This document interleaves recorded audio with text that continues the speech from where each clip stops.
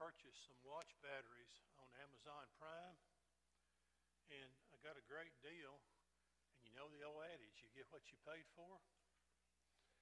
And it hasn't been 6 weeks, and my watch is running slow already. So I have to keep this out here so I know what time it is. Good to see everybody tonight. We're on the verge of finishing up the book of Genesis. We have 2 more lessons, 2 more Wednesdays in this quarter.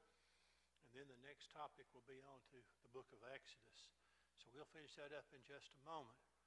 Before we begin our study, we're going to have a prayer, and Kevin is going to lead that, so let's bow. Let's pray. Heavenly Father, we're so thankful for every opportunity we have to be here together, especially tonight as we're going to learn from your word, from the story of Joseph. Heavenly Father, we're thankful for the rain we had today. We're thankful for the replenishing of the earth that it provided. And again, Lord, we're just grateful for this opportunity to be here tonight to encourage one another and just spend more time with your word.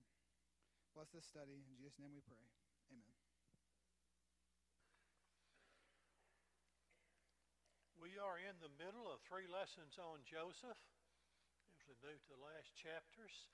If you recall last week, we talked about Joseph and the tough times of his life, basically. The times that he stood strong, even though conditions, at least a lot of conditions, didn't favor him. Although the Lord was with him, and certainly he was blessed in that way. And the things he did were blessed. The people that he served, they were blessed in the process. However, he wound up in prison, and not everything was going perfectly.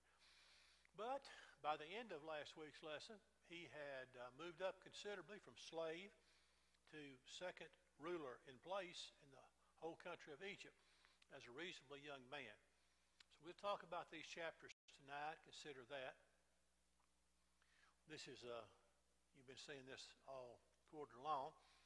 We talked about the major events there in the first few chapters of Genesis, and we talked about these 4 patriarchs in particular.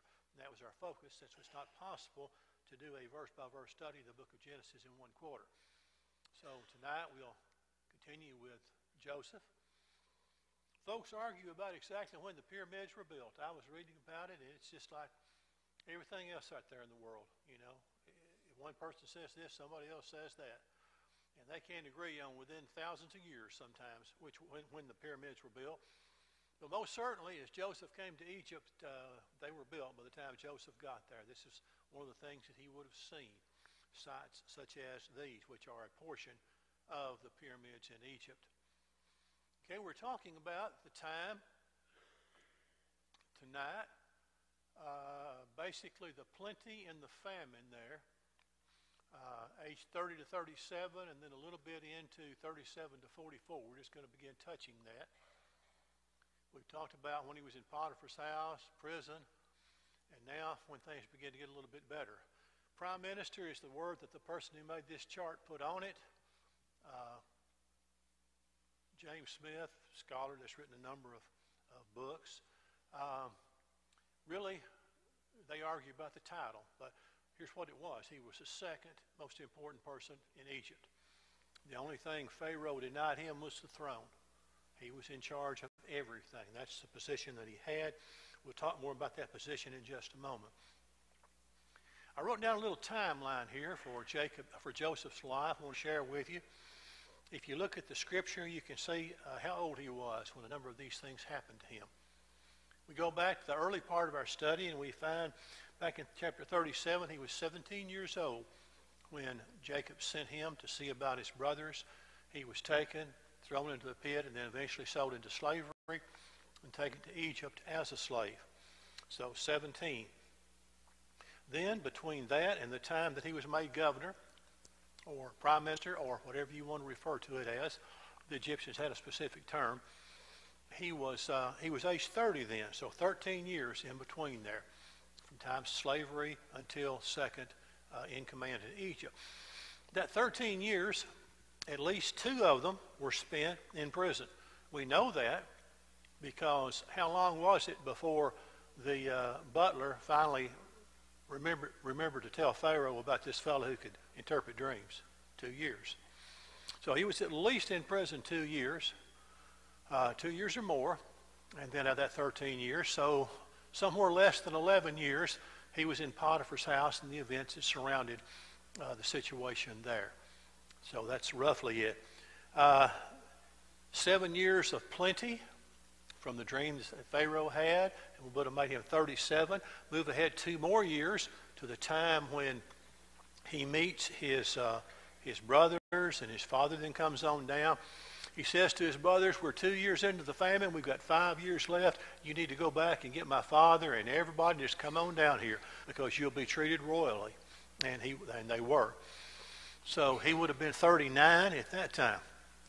Chapter 45, as we'll see tonight when we get to that point. And then, of course, as we finish out the book of Genesis, which we'll do next week, Lord willing, chapter 15, verse 26, he died at the age of 110. Young as far as the patriarchs go, but we would look at that as still fairly old today. So that's a little bit of a brief picture chronologically of Joseph's life. Chapter 42. They go to buy grain in Egypt. Remember that everything's going well in Egypt because God allowed Joseph to interpret Pharaoh's dream. They had grain coming out their ears. The text said they had so much grain that Joseph just gave up trying to keep up with it, keep a record of how much they had. That's how good the 7 years were. They stored it and stored it and stored it. So when the famine came along, they not only had enough for themselves, they had enough that people heard about it and came to Egypt from all over the place, no doubt, to find food because the famine was very bad, and it was bad back in Canaan.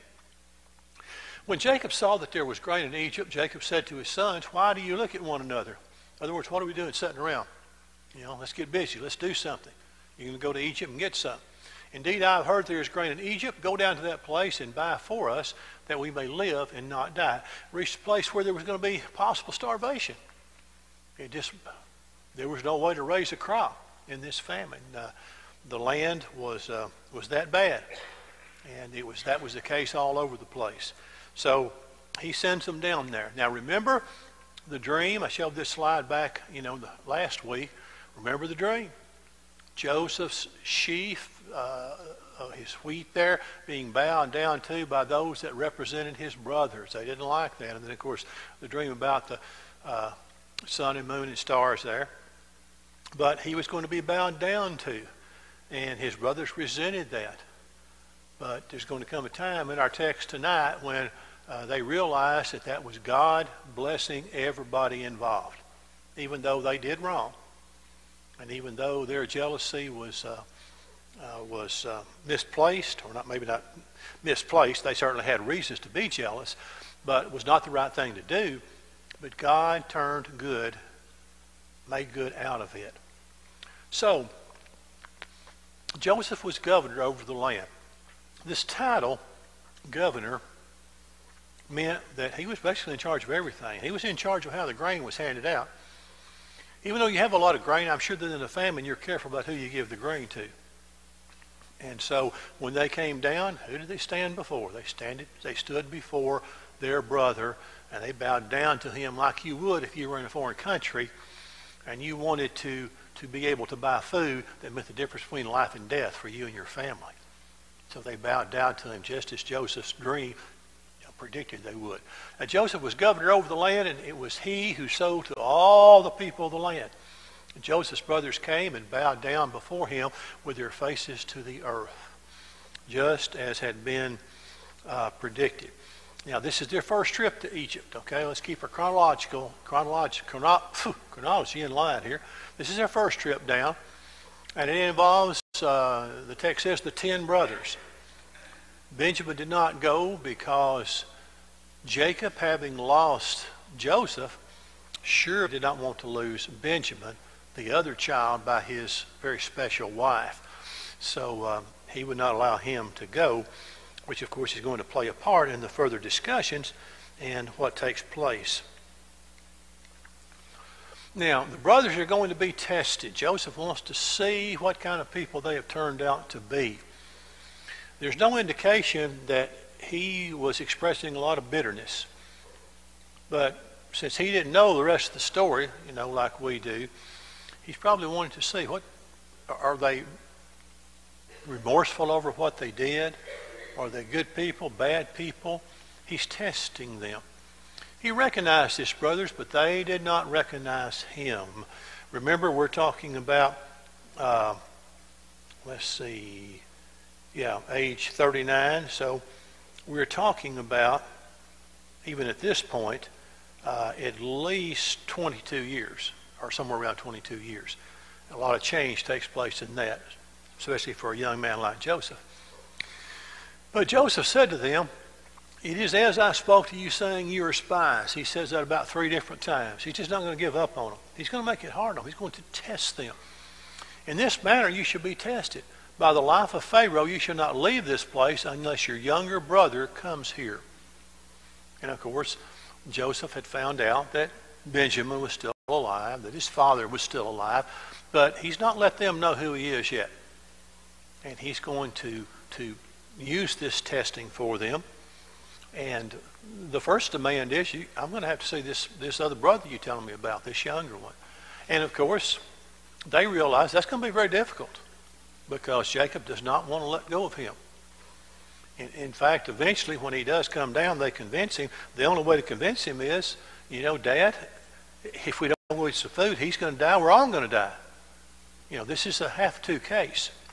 So he says, unless your brother comes here, then I'm just going to assume you're a spy. I need some proof. Well, they acknowledge their gift. They're talking, and Joseph can overhear this conversation. They have no idea that he speaks Hebrew because he's speaking through an interpreter to them. He's maintaining his unknown identity to them because he doesn't want them to know yet. But while they're talking, he can understand that they are, as they speak in their Hebrew tongue, that they are remorseful for what they did. They're recognizing this is punishment from God. It's caught up with us. We should have never done that.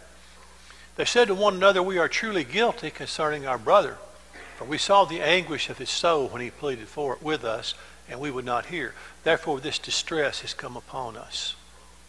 They were convinced that this was God punishing them for what they had done. And certainly what they had done was wrong.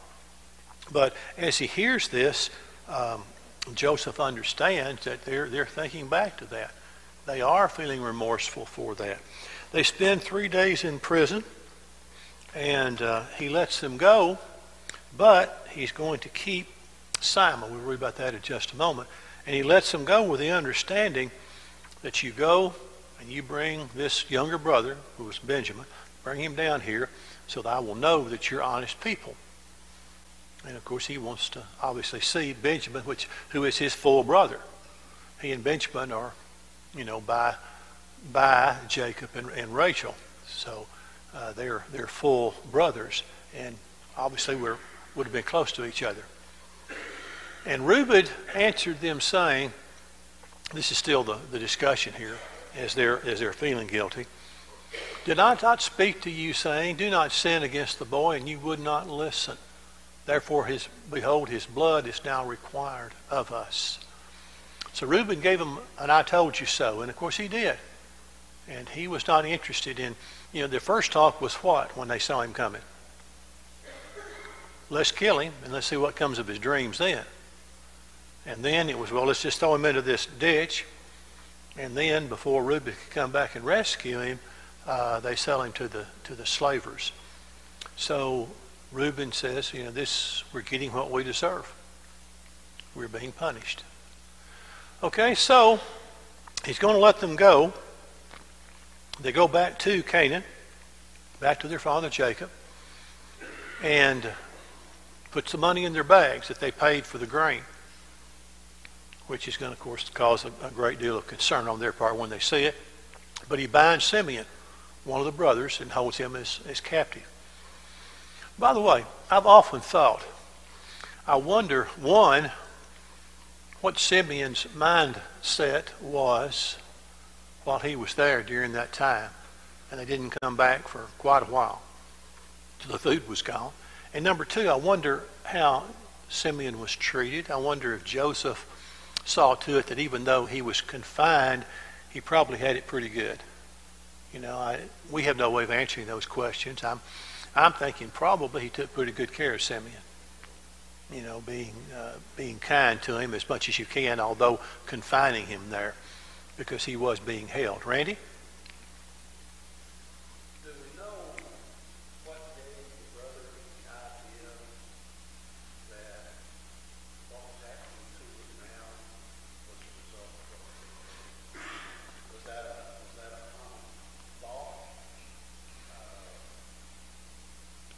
that the consequences now catching up with you? I think that's a natural thing for mankind, period. Anybody that believes in right and wrong and a divine power, yeah.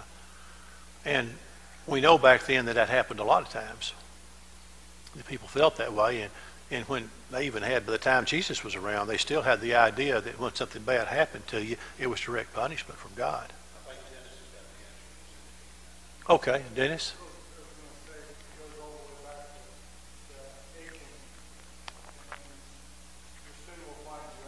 Mm-hmm. Something bad happens, and you look at Job's three friends. Because something bad happened to Job, they kept thinking, you sin, you sin, you sin. And he has himself blamed. So, if something good happens to you, they thought you were righteous. Mm-hmm. You couldn't hear that. Job is an excellent example of this. That's just sort of what they believe. We casually, the writers casually today call it the zap theory sometimes. You do bad, God's going to zap you. You do good, God's going to bless you, which, of course, is not consistent. God does bless faithfulness, but he doesn't always protect you from everything bad. Right. Sun and rain on everybody, whether they're good or evil. And I suspect, Randy, my guess is that those brothers, for 22 years, had probably had a guilty conscience. Because remember what Jacob was going to do? He was going to grieve until the day he went to his grave. And, they would have been around Dad, and they would have thought, man, this is what we've done to him. They had to live with that for 22 years. So I would think that guilt would probably catch up with them right there at this point. But we know that it did, because that's what they laid it on. This was punishment. And he turned himself away from them and wept. Joseph's heart was tender throughout all this, even though he tested them. And even though he made them make 2 trips before he revealed himself, he felt for them, felt for his brothers, his little brother who he hadn't seen yet, his father who he hadn't seen yet. Then he returned to them again and talked with them, and he took Simeon from them and bound him before their eyes.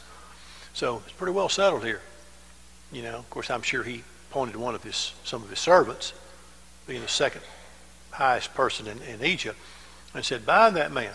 And they tied up Simeon right there in front of everybody. And so they knew he was serious. They knew what was happening. Joseph gave a command to fill their sacks with grain, to restore every man's money to his sack, and to give them provisions for the journey. So he was kind to them. He gave them the grain they paid for, put their money back in the bag, and then gave them provisions for the journey too. So he was kind to them in that sense. But he was basically making sure they'd be back. If not for food, at least for Simeon, as it turned out, it had to be for food as well. Okay, so they get back, and now Jacob's lost another son as far as he's concerned. Jacob, their father, said to them, this is after they get back, and they say, here's what happened. And here's the situation. And they're going to hang around till the food runs out again. They said to their father, you have bereaved me. Or he said to them, Joseph is no more, Simeon is no more, and now you want to take Benjamin. All these things are against me. Jacob perhaps thinking maybe was God punishing him for something. As far as he knew, he'd lost Joseph to a wild animal. He probably assumed that now in the hands of a foreign dignitary, he'd never get Simeon back. And they're saying, we've got to take Benjamin down there. We've got to go to Egypt and take Benjamin with us, or we can't go back. And he says, no way. I've lost 2 sons. I'm not going to lose another son. And until he realizes that everybody's going to starve to death, he's not willing to allow Benjamin to go back. He said, "My son shall not go down with you, for his brother is dead, and he is left alone. If any calamity should befall him along the way in which you go, then you would bring down my gray hair with sorrow to the grave." We'd say today, it just finished me off, right? When something gets to a certain point and we think, man, we don't have much more left in this category, we say, boy, just one more thing like this is going to finish me off. That's what Jacob was saying. Can't handle that. It's just too much risk. Something could happen to him. And so they put it off as long as they can while they're eating the food. Reuben, I don't think we have the verses for this. Reuben says, "Take my 2 sons as guarantee. I'll guarantee his life. I'll take him down there. I will protect him throughout all of this, and you can have my 2 sons as guarantee for that."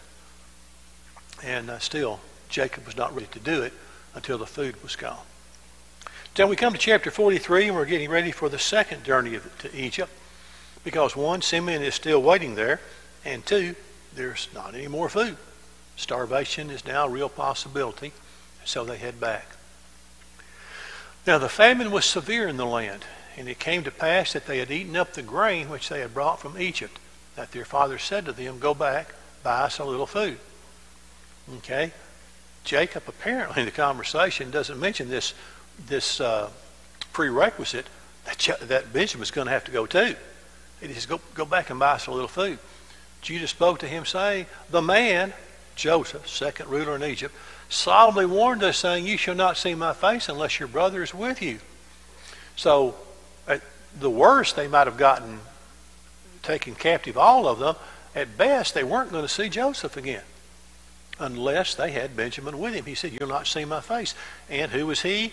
The one that controlled the grain. So there's no way around this. It's got to happen.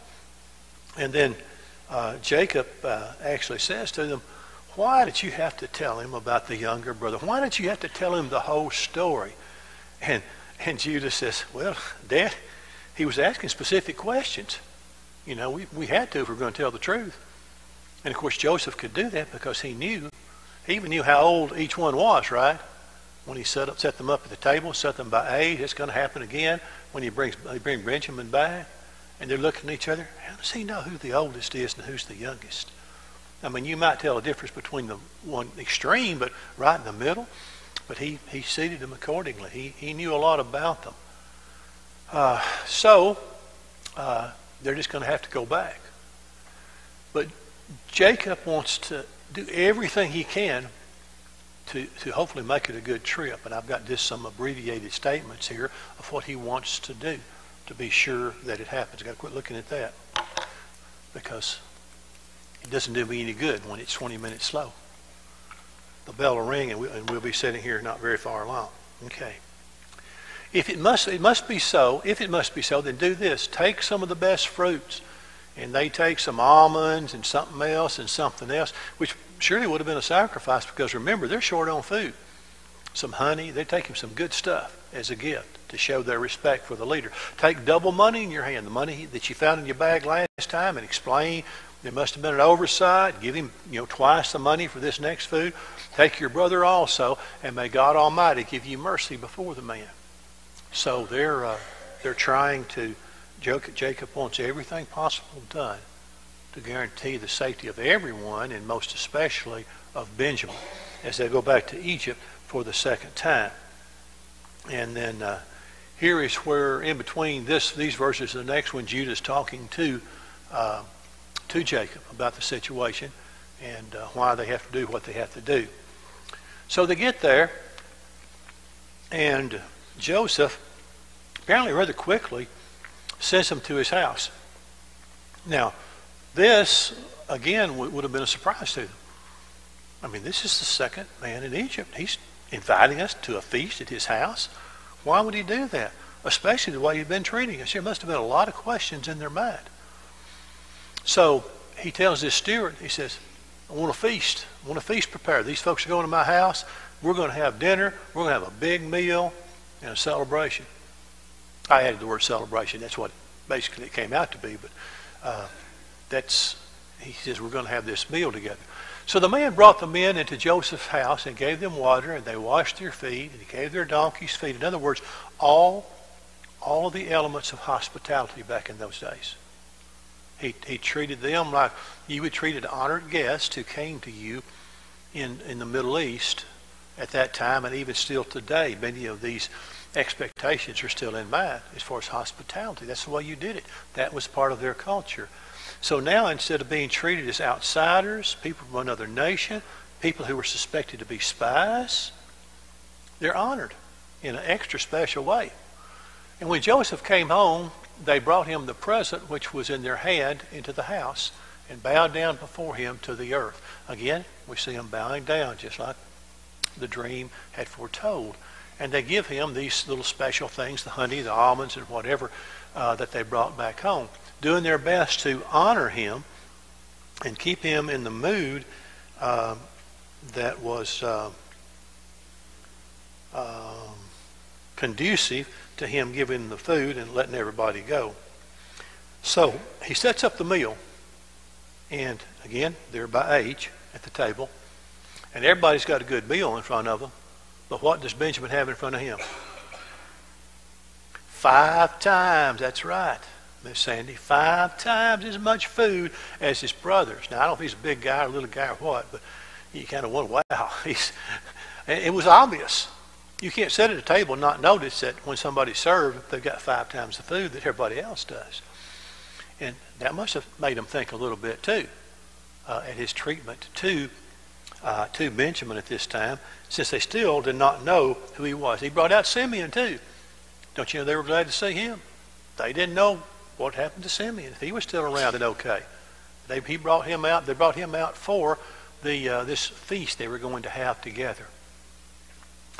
And he begins to question them about their well-being. He said, "Is your father well, the old man of whom you spoke? Is he still alive?" And they answered, "Your servant, our father, is in good health. He is still alive." And they bowed down their heads down and prostrated themselves. So they're still doing this prostrating themselves, this honoring him as a dignitary before him, something that they would never have thought of a few years before. Then he lifted his eyes and saw his brother Benjamin, his mother's son, and said, "Is this your younger brother of whom you spoke to me?" And remember, it's been 22 years since he saw Benjamin too, right? And he said, "God be gracious to you, my son." Now his heart yearned for his brother. So Joseph made haste and sought somewhere to weep, and he went into his chamber and wept there. Joseph wasn't ready, I guess, to reveal himself just yet. And he goes and he weeps because this is an emotion-filled thing.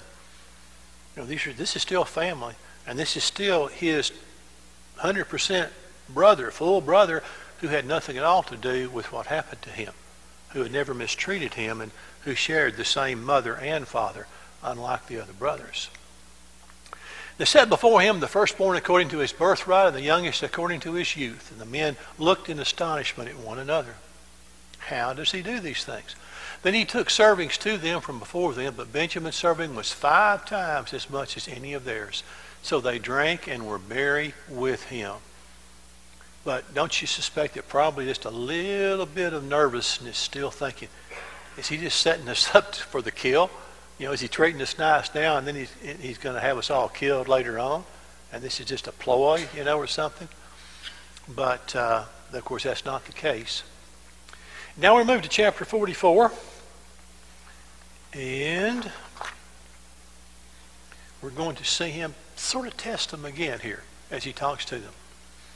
He commanded the steward of his house, saying, "Fill the men's sacks with food, as much as they can carry, and put each man's money in the mouth of his sack." Now here goes the money again. They just brought back double. And now here goes the money back in the sack. And also put my cup, that's the cup he drank out of, his personal silver cup, which would have no doubt been a very, very valuable item because of his importance, in the mouth of the sack of the youngest, and his grain money. So he did according to the word that Joseph had spoken. So he's setting them up for another test now, with this put in their bags. Now, what do you think he might have been testing here? They were jealous of him because he was the favorite son. Who would have probably been the second favorite son? Benjamin, okay? So do you think, and I ask this because this is what a lot of people think, that he was probably wondering, did they have the same prejudice toward Benjamin that they had toward me? Let's see if they really, really love Benjamin. No, my father loves him, but do they love him? What are they going to do when this happens? And he finds out. So he sends his steward after them after they've gone a ways. And he says, you go and find them. You know, my cup's missing and money's missing. And so the steward goes off and catches up with them. Probably has a bunch of soldiers with him, would be my guess. No, he probably didn't go alone. He began with the oldest and left off with the youngest. And the cup, the silver cup, that was Joseph's personal cup, was found in Benjamin's sack. And they tore their clothes. And each man loaded his donkey and returned to the city. They weren't about to give Benjamin up. Any of them would have traded their lives, no doubt, for Benjamin's life to save their father further agony, both from guilt from before with Joseph and also, love for their father here. They weren't going to let anything happen to Benjamin. And so they passed the test. When they get back, Judah tells the whole story. Judah sits down with Joseph. Now, it's not like Joseph didn't know this story. He lived this story. Judah came near to him and said, "Oh, my Lord, please let your servant speak a word in my Lord's hearing, and do not let your anger burn against your servant." In other words, please let me say my piece. Let me explain to you the whole story. And he laid it out, and he laid it out honestly, and he makes it clear that if they go back without Benjamin, Jacob's just going to die right there. He can't take any more grief like that. They've got to have Benjamin. Take any of us. Keep all of us, but send Benjamin back to his father. We beg that you would let that happen. For your servant became surety for the lad to my father, Judah says, saying, if I do not bring him back to you, then I shall bear the blame before my father forever. Now therefore, please let your servant remain instead of the lad as a slave to my Lord, and let the lad go up with his brothers. Judah says, take me and not him. You know how they do that, at least in the police shows, in a hostage situation? Take me, let this innocent person go. Take me as a hostage, Judah said, I'll be your slave, but please, please let Benjamin go back with his brothers to his father. And we can suspect that probably all the other brothers would have said the same thing, to take the place of Benjamin if he would allow it to be. Okay? We move into chapter 45. We're going to make this, I think. So Joseph couldn't wait any longer. He put it off now. This is the second trip. Opportunities to let him know who he was. Emotionally, he's just got to tell him. Joseph could not restrain himself before all those who stood by him. And he cried out, make everyone go out from me. So all the Egyptians, they were gone. It was just Joseph's brothers. And Joseph said to his brothers, I am Joseph. Does my father still live? He wanted to know the truth based on who he was. Before they might have lied to him about some of this, thinking he was just Pharaoh's number 2 man. But as a brother, does he still live? His brothers could not answer him, for they were dismayed in his presence. In other words, they were speechless. And can you imagine what you would have felt in a situation like that? They wouldn't know what to say. Is he angry with us? What's going to happen? Remember, even up until the time after their father Jacob died, after they lived in Egypt, they were still wondering, is Joseph going to get even someday? They just couldn't imagine Joseph not doing something by way of retribution because he had the power to do it. But he wasn't going to do that. So they were dismayed in his presence, and they couldn't even answer at first. After he reveals himself, he says, for these 2 years the famine has been in the land, and there are still 5 years in which there will be neither plowing nor harvesting. Couldn't even plant a crop. No point in bothering. The ground, probably no rain. Probably so dry, nothing. No point in wasting seed. It wasn't going to grow. And God sent me before you to preserve a posterity for you in the earth and to save your lives by a great deliverance. So now it was not you who sent me here, but God. A very, very gracious statement. A very, very positive statement about God's providence. We talked about that when we started talking about him last week. Joseph and Esther, wonderful examples of the providence of God. God sent me here. Now, God didn't punish Joseph. He allowed his brothers to punish him because he knew what he was going to do with Joseph's life. And because of that, Joseph's life will turn out being blessed, and his family turned out being blessed, and of course, the Messiah would eventually be born through the seed of Abraham, just like God had said he would. So, here's a little bit in here about that's not included in the verses. If you go on with verse 8 there, he said, I am Pharaoh's father, and I am Lord, and I am ruler. 3 different terms. Kind of interesting. The word there, father, is Abba. Just like we hear that word today, Abba, father. That's what it means. That was a term that was used for someone who rendered Pharaoh a special favor. They were spoken of as Abba. Or this term, probably an Egyptian term that was equated with that. That's why the term was used. The other term, Lord, the Hebrew word for it, equivalent to the Egyptian word, was, we think, controller, or the one who was the chief steward of all that Pharaoh had. Just like we'd have a steward of somebody's house, their top servant. Well, it's kind of like Joseph was the top steward for all that Pharaoh had. Then also the word ruler, which, as we said before, governor, prime minister. Basically, if you wanted something done, you came to Joseph. You didn't bother Pharaoh. You came to Joseph. He was politically, agriculturally, just every way, he was running Egypt with Pharaoh's approval. Now, Pharaoh no doubt had a veto vote, I'm sure, but Joseph was taking care of everything for him. Joseph said, hurry and go up to my father and say to him, thus says your son Joseph, God has made me Lord of all Egypt. Come down to me, do not tarry. You shall dwell in the land of Goshen. Got a map in just a minute I'll show. And you shall be near to me, you and your children's children, your flocks and your herds, and all that you have. There I will provide for you. Now, I don't think we're going to read the verses, but basically Pharaoh says the same thing. Pharaoh is just as happy as he could be. You know, contrast that to the Pharaoh that's come along generations later that did not know Joseph. Okay, this Pharaoh did.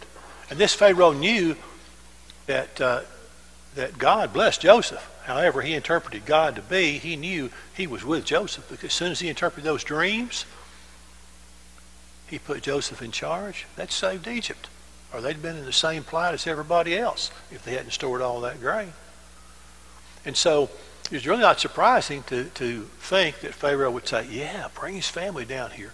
He'll always be here. And maybe taking good care of his family will get blessed even more, you know, because God likes this family, this person. So Pharaoh, yeah, we want you, this is the richest land. We want you to stay there. Goshen is yours. Just come on down. And of course they did. And things went well for many generations until everybody forgot who Joseph was and they became a threat. So Joseph wanted him to do this, and Pharaoh was totally in charge of it. And they're going to go back and tell Joseph, or tell Jacob what's going on. Now the report of it was heard in Pharaoh's house, saying, Joseph's brothers have come, so it pleased Pharaoh and his servants well. And then it says a lot more than that I don't have up here in verses. But Pharaoh was totally in favor of it. All right, Jacob is revived. But when they told him all the words which Joseph had said to them, and when he saw the carts which Joseph had sent to carry him, the spirit of Jacob, their father, revived. He believed it. He said, well, look at all this stuff. Yeah, that makes sense. This is evidence. It came from somebody in power in Egypt who sent this for us to come down there. He said, Israel, also Jacob, said, it is enough. Joseph, my son, is still alive. I will go and see him before I die. And he did, because he lived quite a few years after that. And did eventually die down there. Okay, so again, try to get into Jacob's mind when they come back and tell him this. Try to get into the mind of the brothers as they think about how they're going to tell Dad what's going on. this son whom they allowed him to think was dead for 22 years is in charge in Egypt. He's alive. He wasn't killed by a wild animal. And no doubt the whole story would have to come out somewhere along the way. And this son wants you to come down there, and he's going to be a blessing for everybody. So after Jacob got over the shock, he was revived. Don't you know he was shocked at first? And probably, well, obviously not totally believing until he saw all the stuff that Joseph had sent in the carts to bring him and his stuff down to Egypt in a safe and convenient way to live in the land of Goshen. Okay, I thought that was the next slide, and this is the last slide, I believe. But you see the land of Goshen? Let's see if we can make our pointer work. There we go. Over here, this part of Egypt. You see all those tributaries there? Or the Nile kind of spreading out as it gets there to the delta.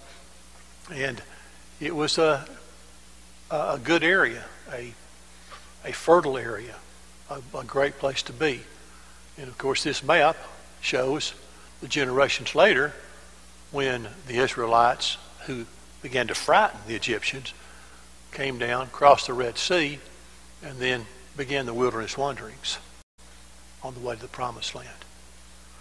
So Joseph, a great story of God's providence, a great story of grace, because Joseph realized that and was gracious to his brothers. We'll see next week how, even as the rest of the story concludes, he was gracious to them all the way through. Not saying, well, Dad's gone now, I can do what I want to get even. That apparently never even occurred to Joseph in his powerful forgiveness of his brothers for what they had done. He recognized what God had done with his life. And that's pretty good when somebody can recognize what God has done with their life. John?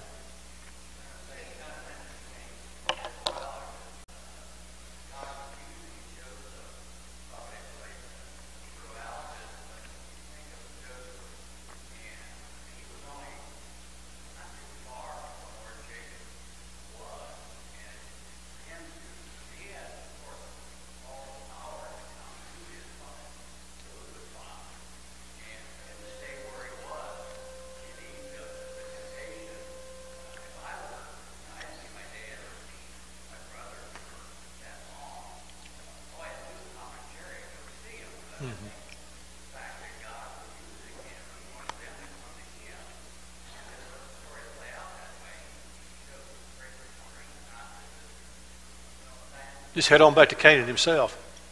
Yeah. It seems that God kept him pretty busy in Egypt doing what God wanted him to do, doesn't it? Which was to everybody's best interest. Appreciate your attention. Next week we'll finish up, Lord willing, the book of Genesis as we talk about the last few chapters of Joseph's life.